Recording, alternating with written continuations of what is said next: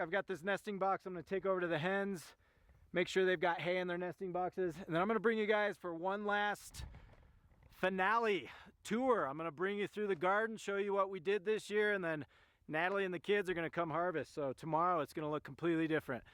Completely different. What's cool about that, once we pull all the fruit, bring them inside, let them do their thing, we'll leave all those plants. We'll just throw those chickens in and the chickens will take care of it. It may take a couple weeks, but over time they will essentially break down all of the plants and start stomping them. And then now again, we're creating more carbon in the greenhouse, and then eventually we bring the compost. So it's just this cycle. That's why we've got a raised bedding system in the high tunnel. We continue to bring in carbon, compost, and allow the chickens to do their thing. We're going to put wood chips in there throughout the winter. They're in there pooping, scratching, doing their thing. So it becomes this amazing soil ground for our garden in the following spring. So I'll bring you guys for one last look here.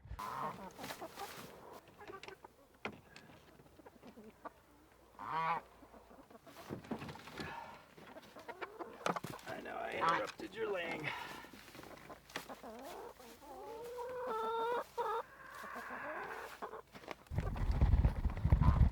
Look at June. She's like, what? Why are you giving my hay to these chickens? She's over here mooing at me. You'll be fine. You'll be fine. Go, Grace. Okay, give you one last tour of this greenhouse. We'll check out what we did. Natalie did an amazing job. This was all her. I don't give myself any credit for the garden. She does everything. She really does a good job. She starts from seed. So usually in January, February, she'll start seeding. So we'll start all of our plants from seed. We'll keep them inside. We bought some lights.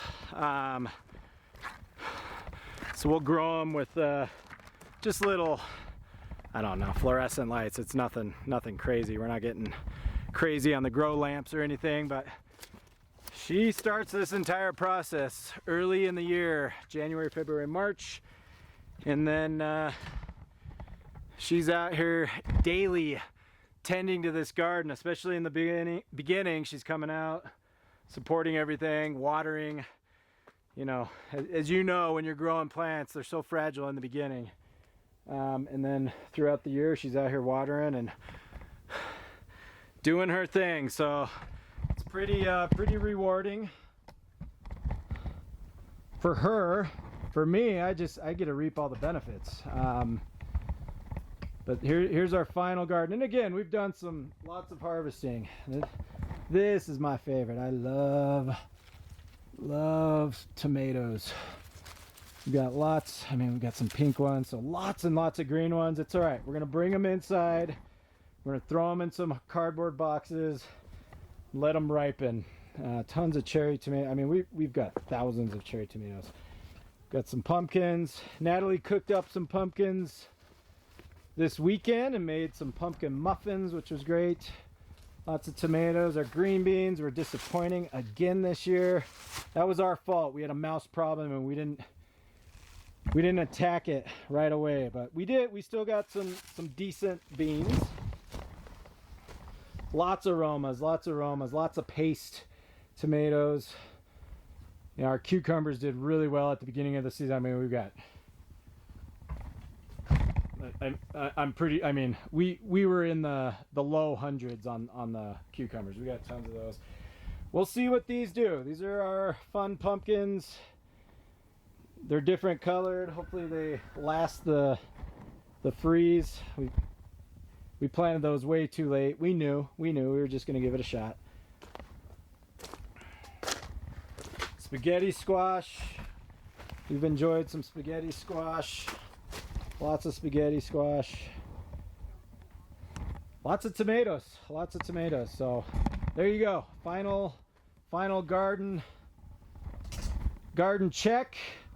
This will look completely different tomorrow. The kids and Natalie are going to come in and harvest. So So good.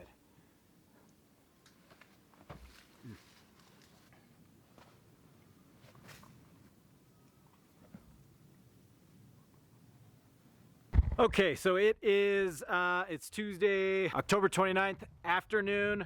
I brought you all along with me this morning.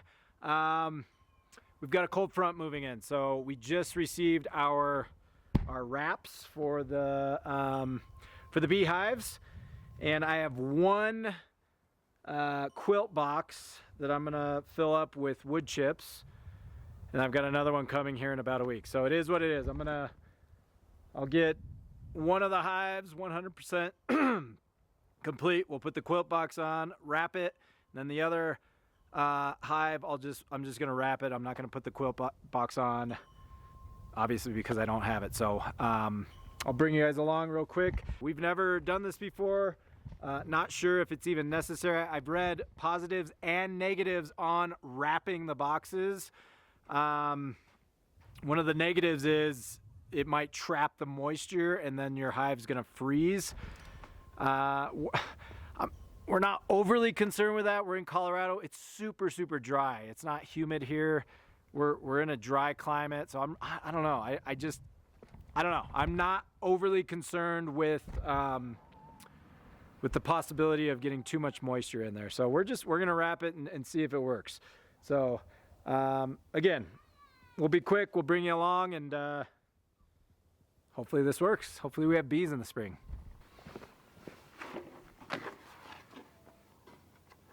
So I'm just gonna fill this box with, we just went and bought pine chips, same kind of wood chips we'd buy for our chick brooder. I'm just gonna dump it in there. The other thing I'm gonna do is I left the queen excluder and one honey super on the far hive, and we're not supposed to do that either. So I'm going to remove the queen excluder. I will probably remove whatever honey they've filled in the last couple of weeks. I'll just bring into the house. I don't want to leave it on. So a couple of things. You don't want to leave the queen excluder on because you don't want the queen to get, if the colony goes up and leaves the queen below, the queen could die. So of course we don't want that. But the other thing is there's not enough honey in that honey super to justify leaving that extra space on. You want as much compacted space in that hive as possible, and there's just no reason for that space. So eventually, when I get that other quilt box, I'll put that quilt box on. So the idea behind this quilt box is, obviously we're putting insulation. I mean, if you look up at your attic, you basically got, that's what we got up there, a bunch of insulation. So it's gonna keep the heat inside, but it's also gonna wick moisture. It's gonna absorb any moisture in the hive.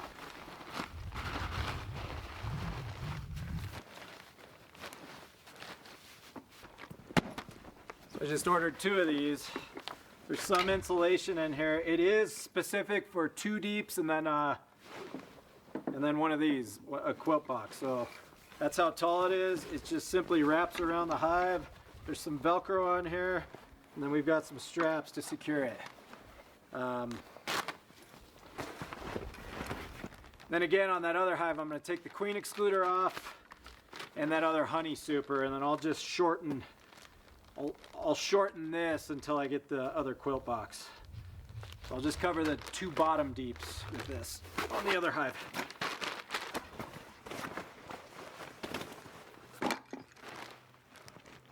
All right, so I'm just gonna bring this out, and I'm sure I'll anger the bees.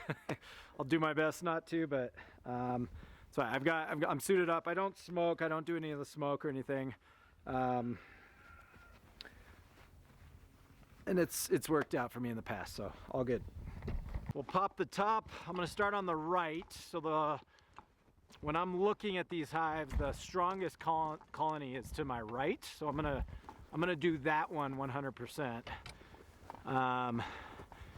So I'll pop the top, get this quilt box on, and then, gosh, yeah, I'm looking at these hives. They're very close to each other, so this is gonna be interesting running this wrap.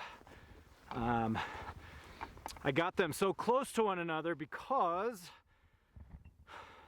I gave them this wind barrier with all of these old hay bales, which I also want in the winter. So, and one of the bales is falling apart. So I'm just gonna do some cleaning up here. We still have this honey extractor out here. I had it out here laying on its side, and the bees were, I wanted all the bees to get the excess honey. Well, we ran our cattle, we ran our cows through here a couple Sundays ago, and it was sitting right here, right where this quilt box is. So I ended up just throwing it in the fence so that the cows weren't messing with it. So again, lots of cleanup to do around here. This hive looks like a complete disaster. I've said it plenty of times. You do what you can with the time that you've got, and I'll get it cleaned up. I'll get it cleaned up.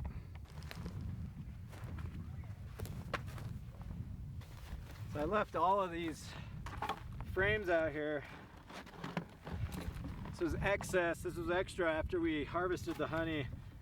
There was wax and everything on here, and they came out and did a pretty good job cleaning it up. So again, look, this Saturday this is one of our only Saturdays where we don't have a whole lot going on. Evie was gonna have gymnastics, but that just got canceled today. So we have a full day. I mean, this is the stuff. I need to start making a list. I need to come out, clean this up. I feel like I had a couple of other things. So it's always nice to have those Saturdays where you can kind of get your odds and ends done. So that's the plan.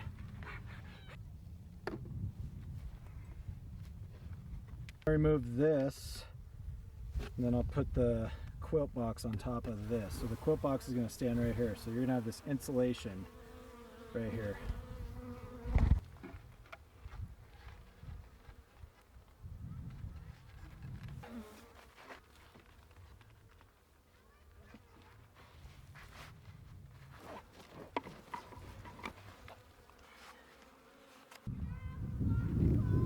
Yes. I don't even know if I can't get my fingers around the strap. So I'm just gonna leave it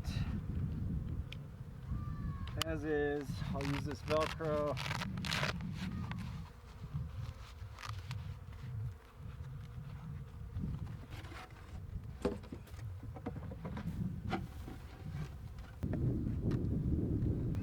All right, so this deep down here is just jam-packed.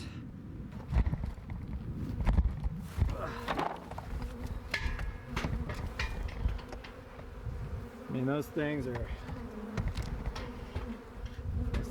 packed. They're full of honey. That's their reserves for the whole winter, and there's 2 of them, so that's good. I'm gonna put a dummy box on top of here and then wrap it, and then when that quilt box shows up, actually, you know what I might do? I'm not gonna do that. I'm just gonna put the top on so that there's not space, and then I'll wrap it. Then when that quilt box shows up, I'll just redo it.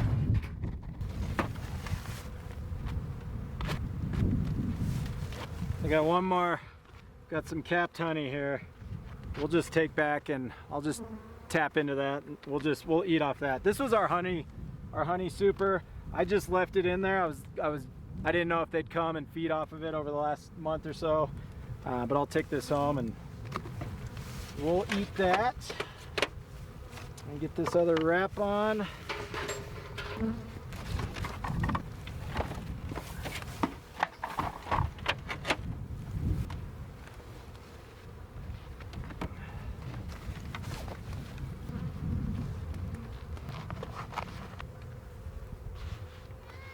Yeah.